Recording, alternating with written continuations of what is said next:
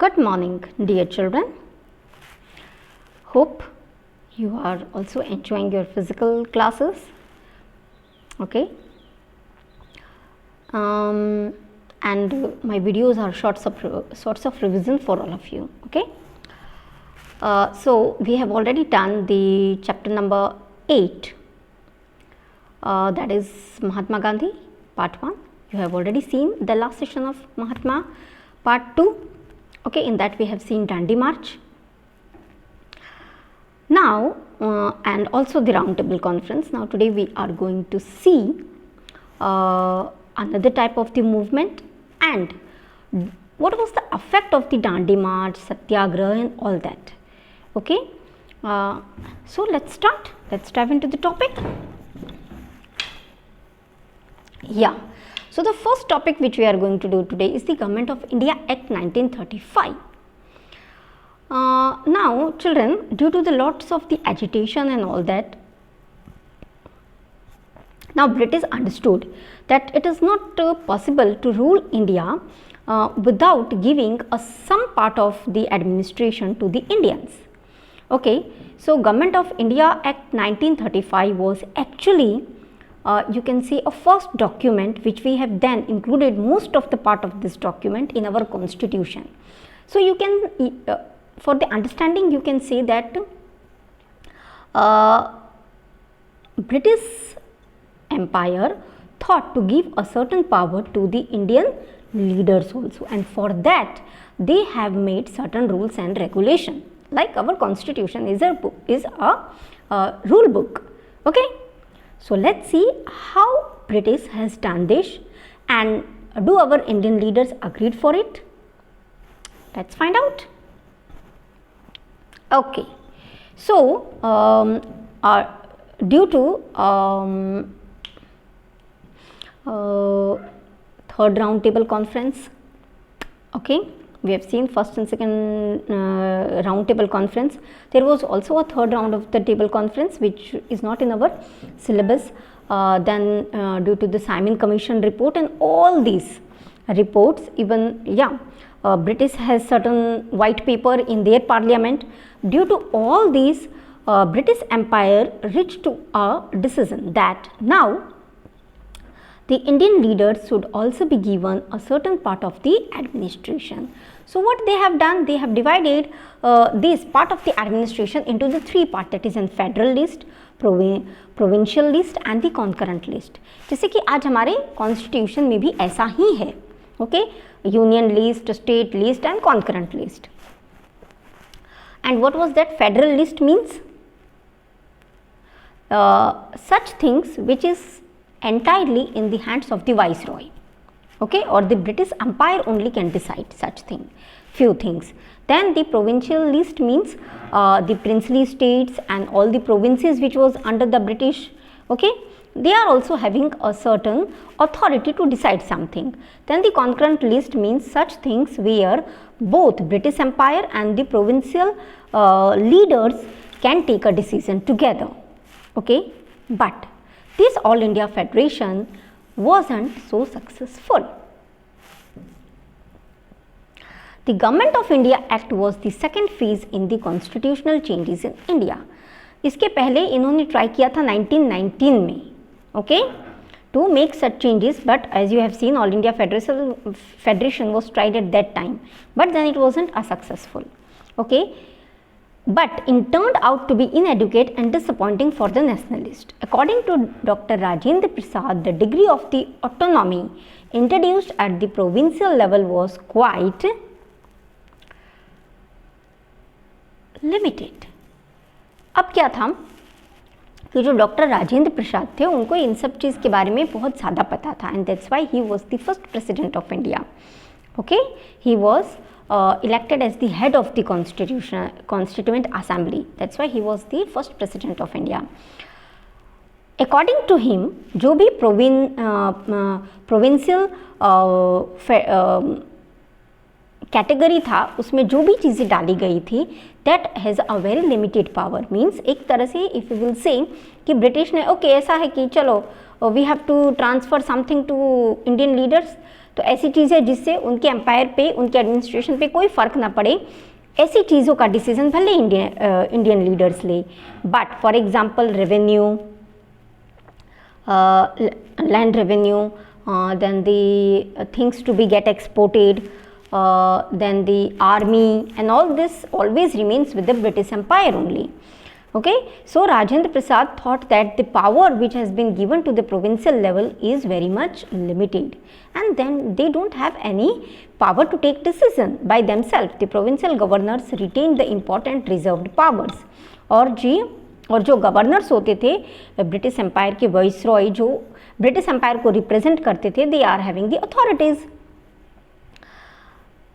Retained a right to suspend the responsible government. इतना ही नहीं कि उनके पास ज़्यादा पावर्स थे, they also has a power that whenever they find that the provincial government is now not working well, then they have a right to question that provincial government.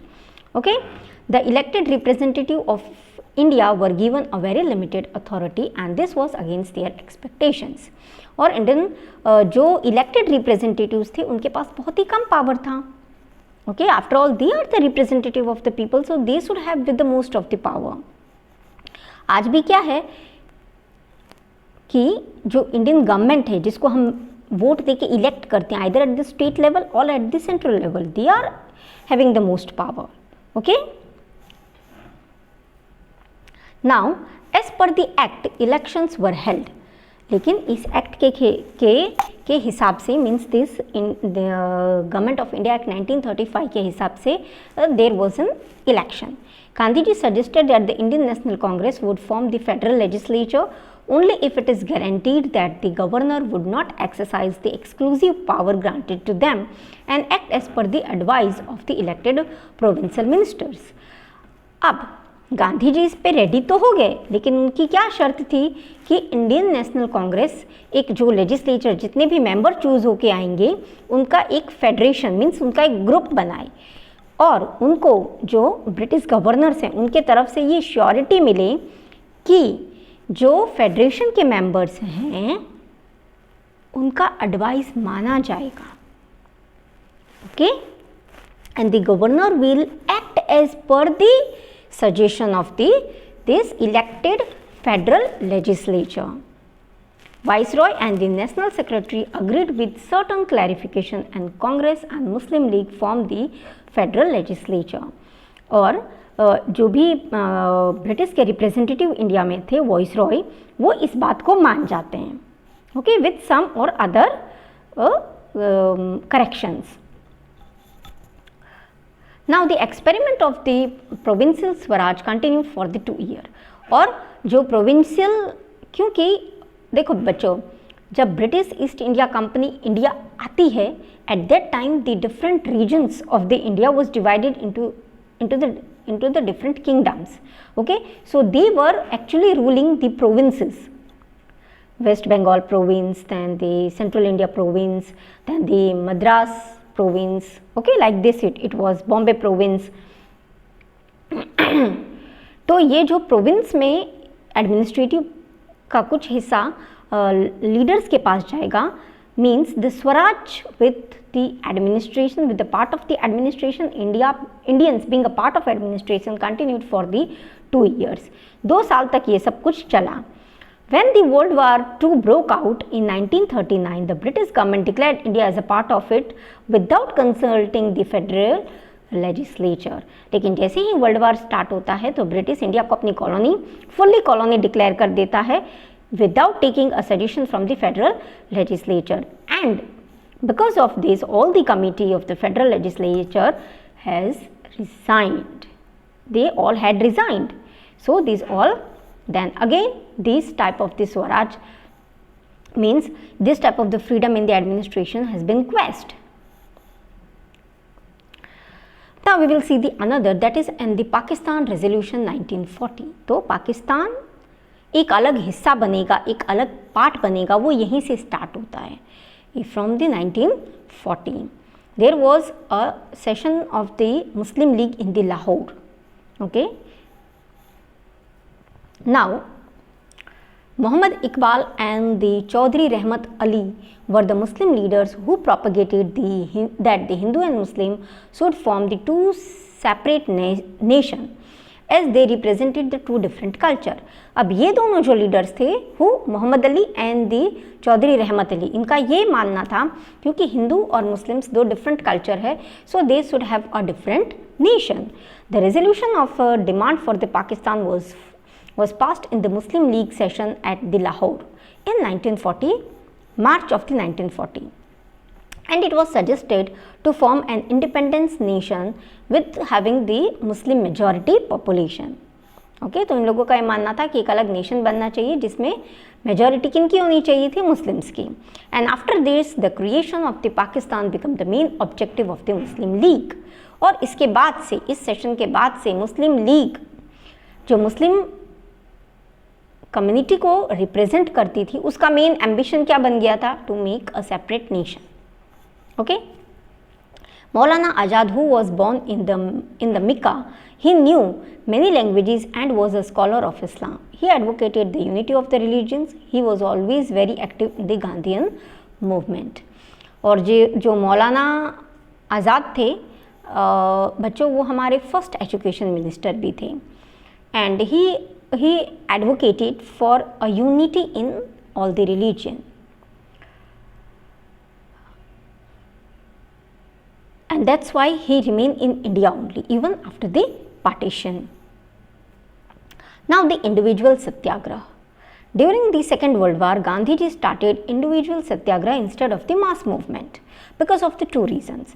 One, there was a chance of turning the movement in the violent, and Gandhiji don't want that the British government should get in some embarrassing situation. Embarrassing means शर्मनाक. वो ये नहीं चाहते थे कि British government है वो किसी शर्मनाक सिचुएशन में आ जाए due to the revolt in the India. Okay, as they were already involve in the world war two. And Gandhiji selected Vinoba Bhave for this type of the satyagraha, for the individual satyagraha. Vinoba Bhave started his satyagraha by delivering anti-war speeches. On the fifth day, he was arrested by the government and was put in a prison for 3 months. Now he used to deliver the speech for the anti-war speeches, means war नहीं होनी चाहिए, इस तरह की speeches वो जगह जगह पे देते थे. लेकिन ब्रिटिश गवर्नमेंट ने ये भी नहीं सहन किया.